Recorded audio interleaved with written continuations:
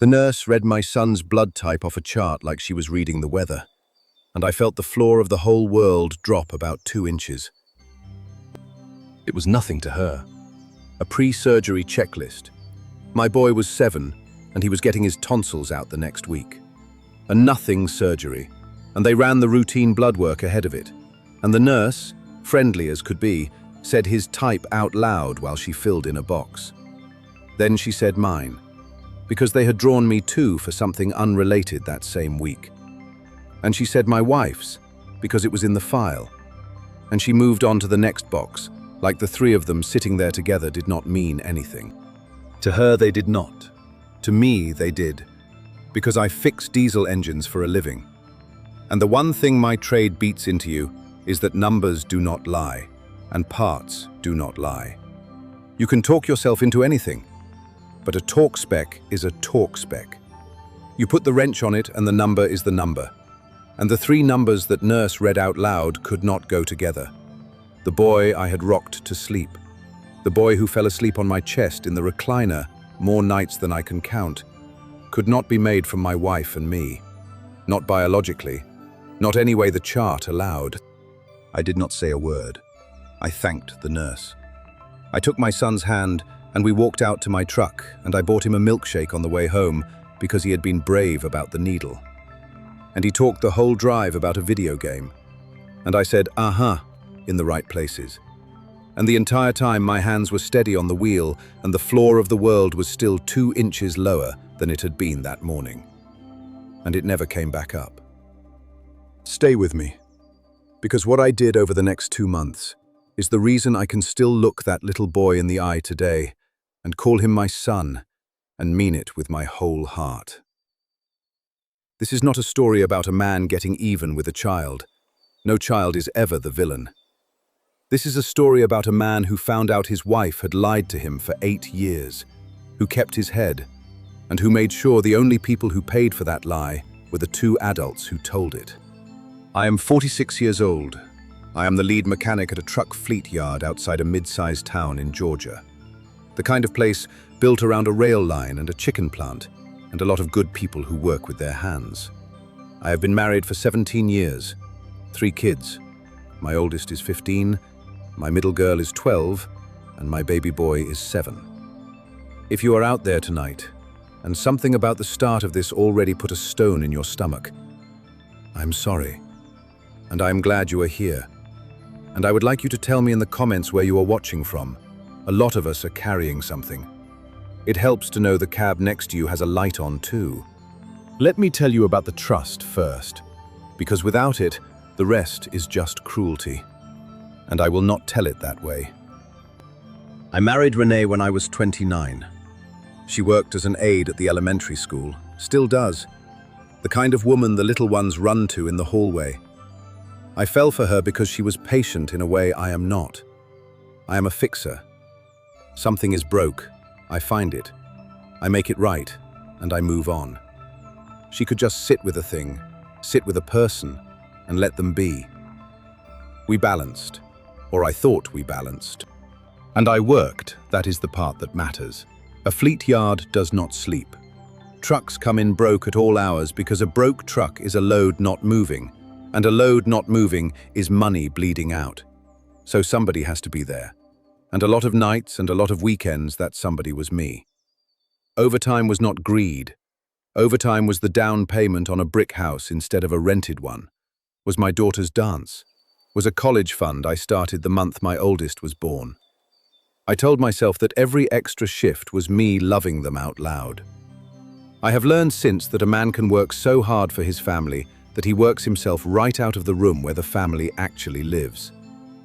I gave her years of trust and a whole lot of empty evenings. And I see now that the empty evenings were the opening, the same as a cracked seal is the opening for everything that ruins an engine from the inside. I want you to know what those years actually looked like, because the word overtime is too clean for it. It looked like coming home at 1 in the morning with diesel ground so deep into my knuckles that no soap reached it, and standing over my kids' beds just to hear them breathe, because that was the only time I got with them some weeks. It looked like Christmas mornings where I had been up since 4 because a reefer unit failed and a load of poultry was about to spoil, and the yard called me first because I was the one who always came. It looked like a man who genuinely believed that if he just worked hard enough, long enough, the house would hold. I never took a sick day. I never spent a dime on myself. I drove the same truck for 11 years so the kids could have new shoes. And the whole time I was out in that bay at midnight saving somebody else's freight, my own house was rotting from a leak I could not see because I was never home long enough to smell it. That is not me asking you to feel sorry for me. That is just me telling you what the trust was made of, so you understand the size of what got broken. Here is the part I have to own. There was a stretch, about 8 years back, when things between us went cold.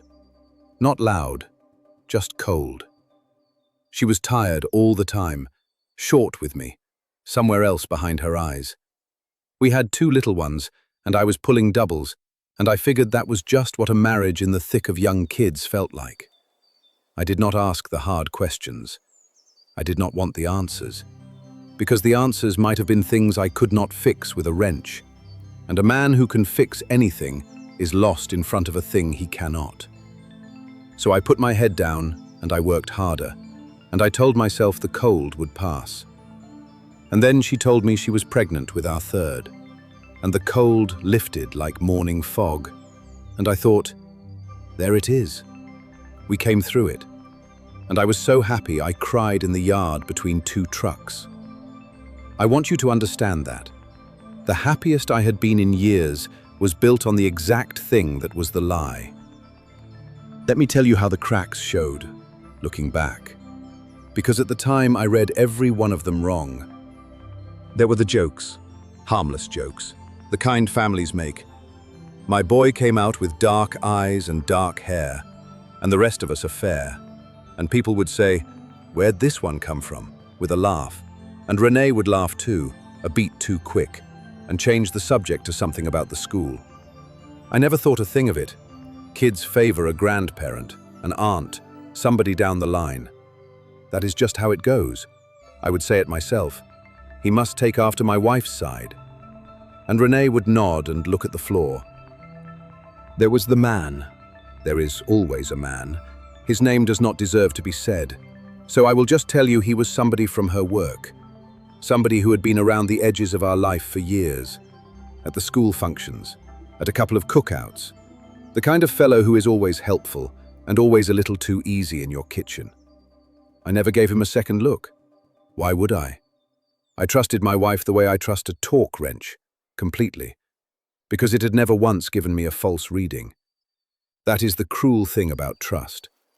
The better the tool has been, the longer you will believe a bad number off it before you think to check the tool itself.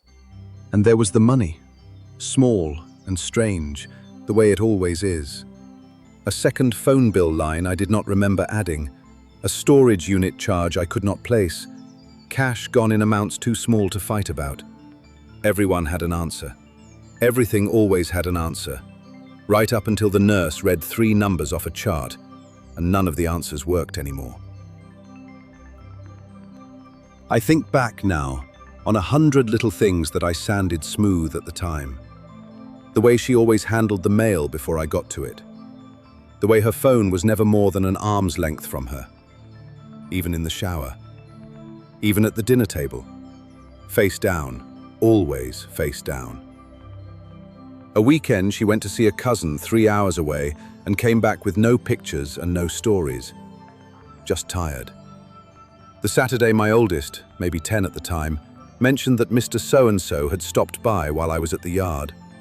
And the strange, flat way Renee said he was just dropping off something for the school, and how she found a reason to send the kids outside right after. I filed every one of those under nothing, because the alternative was a number I was not ready to read. A good mechanic will tell you the failures are almost never sudden. The bearing was talking to you for 10,000 miles. You just decided the noise was the road.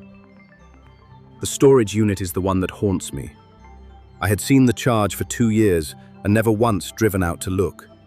because she said it was old furniture from her mother, and why would I doubt that?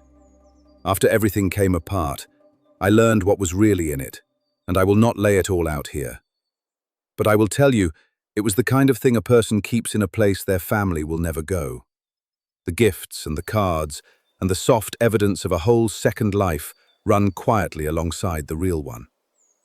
A man pays $40 a month for 2 years to store the proof of his own betrayal, and never knows because he trusts the woman holding the key.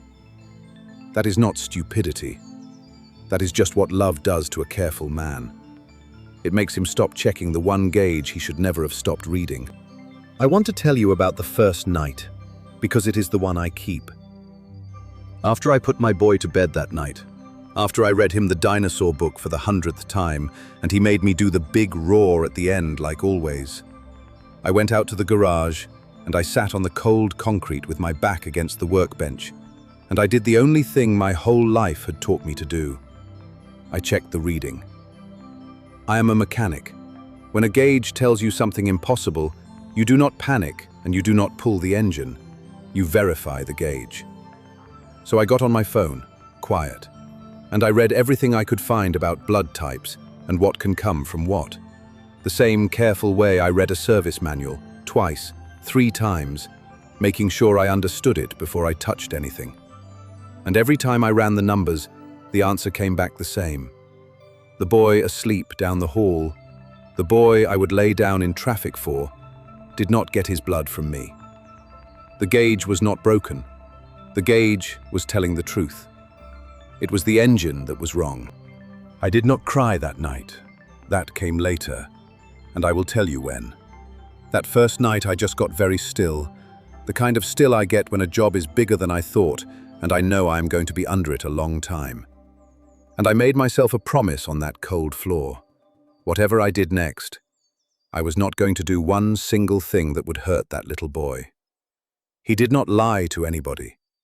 He was 7, and he loved dinosaurs, and he loved me. The lie was not his. The lie belonged to 2 grown adults, and the bill for it was going to land on them, and only on them. The next morning I called a lawyer, a few days after that. On his advice, I did 2 more things, quietly. And what those 2 men told me is the most useful thing I can hand you tonight. So hold on to it.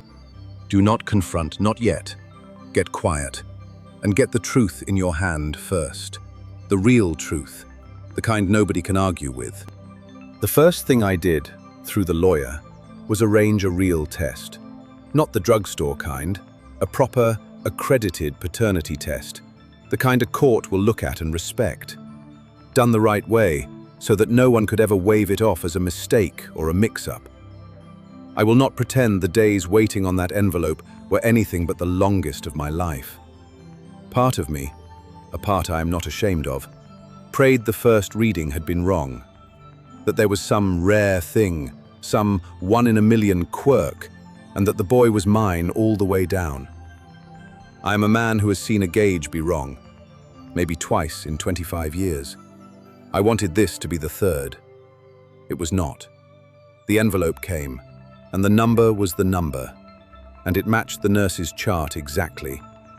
And that was the night I cried. Out in the truck, in the yard, with the door shut, the way men of my make do it, quick and hard and alone. And then I wiped my face, and I went back in, and I made the boy his waffles in the morning and cut them into the 4 squares he likes. Because he was still my son in every way that the heart counts, and a test does not change a single waffle. The second thing the lawyer told me was about Georgia, and I will share the shape of it. Though I am no lawyer, and your state runs its own way and you need your own attorney for your own life. He told me that in this state, what a person does to break a marriage can matter. That adultery is not just a sad fact here, but a thing the law will weigh, and that a spouse who steps out can lose the right to certain support they might otherwise have gotten. He told me that money taken from the family and spent on an affair has a name the courts do not like. And he told me, careful, that the question of the boy, the legal question of fatherhood, was its own road. separate and serious, and one I did not have to decide in a week, and one I should not decide angry. He said, and this stuck with me, that the law could sort out the adults, but only I could decide what kind of father I was going to be to a child who had only ever known me. That was not a legal question. That was a man question. So I drove my roots through it, so to speak. I kept the yard running, and I went home every night and I was steady. Because steady was the one tool I had that still read true. I want you to know how hard that was. Because some of you are living it right now, lying next to somebody whose whole story you have already read to the last page. I passed the salt. I asked about her day at the school. I lay in the same bed as a woman who had let me name another man's child after my own grandfather. And I kept my breathing even, because the day she knew I knew was the day the truth would start changing its story. I have rebuilt a transmission with my bare hands in a 100-degree bay. Nothing I have ever done was as hard as kissing that woman goodnight while the envelope sat in a lockbox at my lawyer's office. And I built the case the way I tear down an engine, in order, labeled, nothing forced, every odd charge lined up, the phantom phone line traced, the storage unit, which turned out to hold exactly the kind of thing a storage unit holds when a person has a whole second life they cannot keep at home. I did not break into anything. I did not lay a hand on anyone. My lawyer told me the rules, and they are the same ones I will give you. Do not move out, because the day you pack a bag, you have written the story of who left. Do not empty the joint account, because that makes you the bad actor in a judge's eyes. Do not confront, because proof gathered before she knows is worth 10 times what you get after. Get the truth first. Keep your hands clean. Let the paper do the hitting. I had one moment that nearly gave me away, and I will tell you, because it is the kind of small thing that wrecks a careful man. The lawyer had told me to keep everything off the family computer and off my regular phone. So I had a cheap second phone for the photos and the lists and the lawyer's emails. And I kept it in the locked tool chest in my truck, the big rolling one, because nobody touches a mechanic's tool chest, not even his wife. One evening, Renee came out to the driveway to ask if I wanted coffee, sweet as anything. And she put her hand on the lid of that chest while she talked, just leaning, the way you lean on a counter. And my heart about came up through my boots, because the second phone was 18 inches under her palm. I did not flinch. I said coffee sounded good, and I told her I would be in shortly. And she went back inside. And I stood there in the dark a long while, understanding that the whole thing could have come undone over a cup of coffee. After that, I kept that phone in a place that was not even on our property. Keep your proof somewhere your own home cannot reach. That is not paranoia. That is just torquing the bolt you cannot afford to have back out. And the hardest stretch of all was the waiting. Because there is nothing for a fixer to fix while a lab does its work. I am a man who solves things with his hands, and for 2 weeks there was nothing to solve, only to endure. And enduring is the one job I was never trained for. I worked extra shifts just to have somewhere to put the hours. I rebuilt an engine that did not strictly need rebuilding because I needed to hold something that made sense in my hands. And every night I came home and did the dinosaur book and the big roar. And I loved that boy so hard and so quiet it felt like it would crack a rib. Because I did not yet know what the paper would say, but I already knew what my heart had decided. No matter what came back in that envelope, there was a near miss that almost undid me, and it was not the kind you would think. It was kindness. About 3 weeks before the end, Renee turned soft on me out of nowhere. She started sitting with me in the evenings instead of disappearing into her phone. She made the pot roast my mama used to make. She told me one night, with what looked like real tears, that she knew she had not been present for years, that the kids were getting big, that she wanted to do better, that I was the most decent man she had ever known, and she had taken me for granted. And I am a man who loved this woman for 17 years. And I sat there with her hand in mine, and I felt the whole thing start to come apart in my chest. Because maybe, if she was finding her way back on her own, maybe the boy could just be the boy, and the past could just be the past, and I could close the hood on all of it, and we could drive on. I let myself believe that for the better part of a week. Then I found, in the course of the careful, quiet looking I was still doing, that the same week she was making me pot roast and crying about being a better wife, she had been on the phone with him, with the man, and the talk was not about ending anything. The warmth was not a homecoming. It was a hand over my eyes. Some part of her had sensed the temperature change in me, the way an animal senses weather, and she had turned sweet to keep me from looking where I was already looking. The day I understood that was the day I stopped grieving the marriage, because there was nothing left under the hood to save. There was just a man, and a lie, and 3 kids who deserved one parent with his head on straight. I want to stop on that a second, because that fake warm week is the thing that takes good men down, and I almost let it take me. A liar who is close to being caught will very often turn into the sweetest version of themselves you have seen in years. And your tired, hopeful heart will want so badly to believe the storm has passed that you will set down the very proof that was about to save you. I have watched men forgive on the strength of one good week and lose everything in the divorce that came 18 months later, because they got soft at exactly the wrong moment and stopped keeping the record. So hear me, if the coldest person in your life goes warm overnight, for no reason you can name, right when your gut has started asking questions, do not throw out your gauge because the engine suddenly sounds smooth. An engine can sound smooth and still be 3 minutes from throwing a rod. I kept my record. I am grateful every day that I did. Here is how it ended, and I will tell it plain. My lawyer had it all ready. We chose the day with care, the way you time everything that matters. And the first thing I did had nothing to do with her. It was the kids. I did not want them anywhere near the hour the papers landed. So I sent the 3 of them to my brother's place out in the country for the weekend. 4 wheelers and a pond and a dog.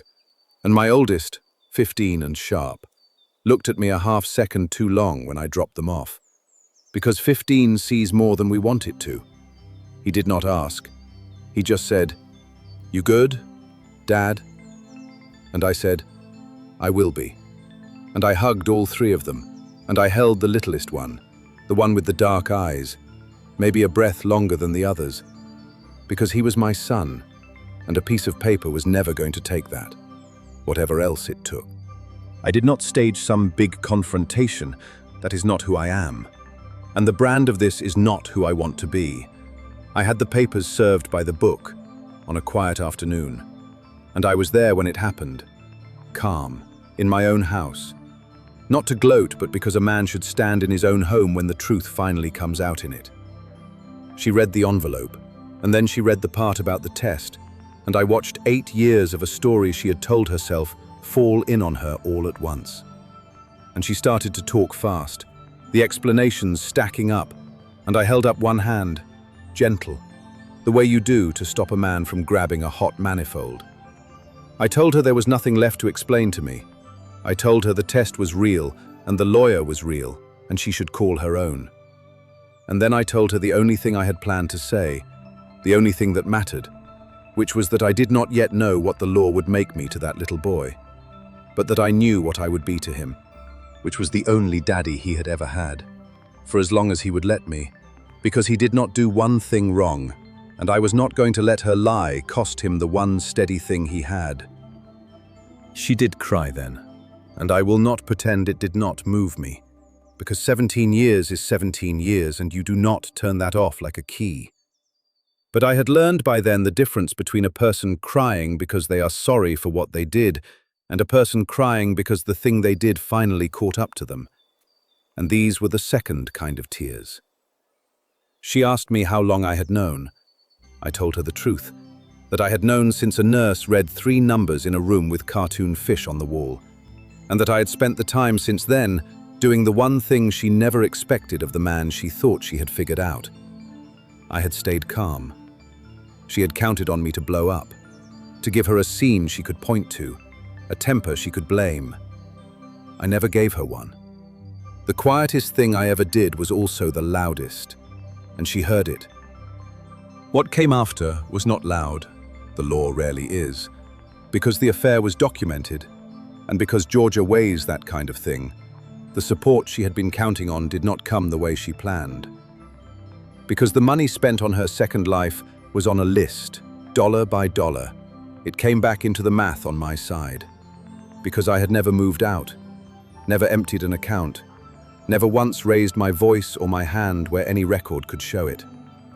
I was the steady one on every page that a judge would read.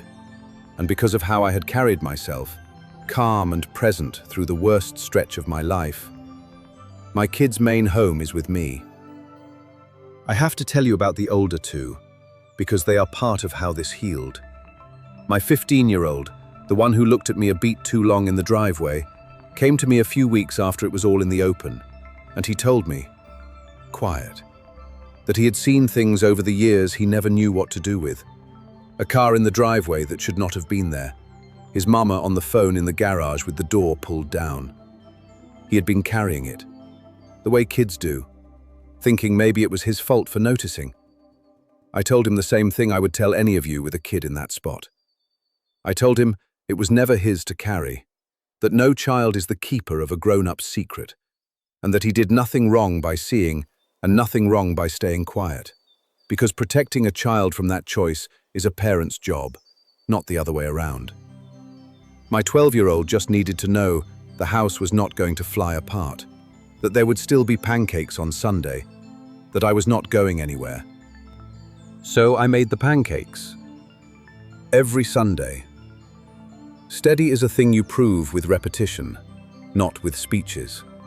The man got exactly what men like that always get, which is nothing they actually wanted. The second the lie was in the open and there was a real child and a real mess with real weight to it, he was gone. Because his kind is built for the easy part and runs from the hard part every single time. He never once stepped up for the boy. Not a call, not a card. My wife learned, the slow and bitter way, that the man she blew up a family for would not so much as carry a grocery bag for her when it cost him something. That is its own justice, and I did not lift a finger to make it happen. The truth just lets people be exactly who they are, if you are patient enough to stand back and watch. Now I will tell you the part I am proudest of, and then I will let you go. I made a choice about that little boy, with my lawyer's careful help and a lot of long nights, and the choice was love. I am still his daddy. He still falls asleep on my chest. I still do the big roar at the end of the dinosaur book. The law and I worked out the parts that needed working out, and I will keep that private because it is his, not yours and not the internet's.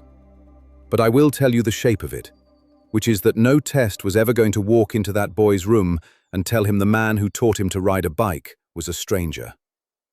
He is mine. He was always mine. A wrench did not make him mine, and a chart cannot unmake it. The lie was Renee's. The boy is just a boy, and he gets to keep his daddy. And that was the one outcome I cared about more than the house, more than the money, more than being right. I will not lie to you and say it was simple, because it was not. There were nights I looked at him asleep and a low, ugly voice in me whispered that he was a reminder, that every time I saw those dark eyes, I would see the man and the lie. I had to wrestle that voice down, more than once, out in the garage in the dark. And what beat it every time was this: that little boy did not get a vote in how he came to be. He did not lie. He did not betray anybody. He just got born into a mess two adults made. And the one thing he had ever known for certain in this world was that his daddy showed up. If I let a piece of paper take that from him, then the lie would not just have cost me my marriage. It would have cost an innocent kid the only steady thing he had. and I would have handed that bill to the one person at the table who never earned it. I was not going to do that. A man does not punish the part for the failure of the machine. He fixes what is broken, and he protects what is not. That boy was not broken. He never was. She called me, once, about half a year after it was final. She had heard the kids were doing well, that the house was quiet and good. She said maybe we gave up too soon. She said the kids needed both of us under one roof. She said she had made a mistake, and her voice broke, and I believe it did. I let her finish. Because I have learned you let an engine idle all the way down before you decide it is safe to put your hands near it. And then I told her, with no heat in it at all, that I wished her well, that the kids loved her and always would, and that our marriage ended 8 years before I ever knew it did, on a day she chose, not me. I said good night. I hung up, and I went and checked on 3 sleeping kids, one at a time, the littlest one last, and I pulled his blanket up over his shoulders the way he likes it, and I stood in the doorway a minute, and then I slept like a man who had finally found the leak, fixed it right, and closed the hood. Here is what I have left for you. A diesel will not lie to you. People will. For years, with a straight face, while they pour you coffee. But a machine tells you the truth the second you stop talking and put a gauge on it. And somewhere under all the noise, the truth about people idles the same way. Low and steady, waiting for a man quiet enough to hear it. If you ever get a reading you cannot explain, do not panic and do not tear the whole thing apart in a rage. Verify the gauge. Get the real number. And when you have it, remember that the truth is for sorting out the grown-ups who made the mess, never for punishing a child who only ever loved you back. Keep your head. Keep your hands clean. Protect the little ones who did not ask for any of it. The law will handle the rest, and you will still be able to do the big roar at the end of the book. Take care of yourselves. Hug your kids a little longer tonight. And tell me where you are watching from. I read every single one.